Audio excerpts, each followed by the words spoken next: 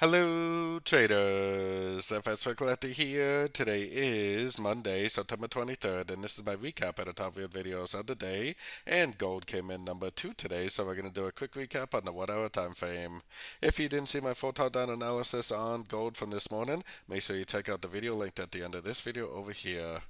So another pretty decent little push up today on gold. We are sitting at a Fibonacci level. Maybe that's going to be an area of resistance.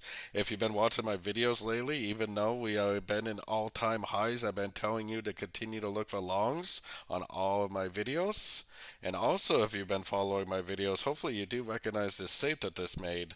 1, 2, 3 waves down. Yes, it is a higher high right here, but really that's just an expanding ABC correction.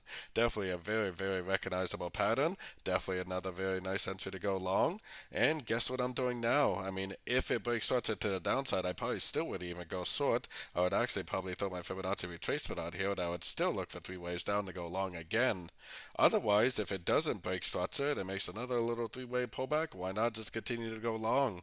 The trend is your friend. There's definitely no reason to say that the wave 3 is over on any higher time frames.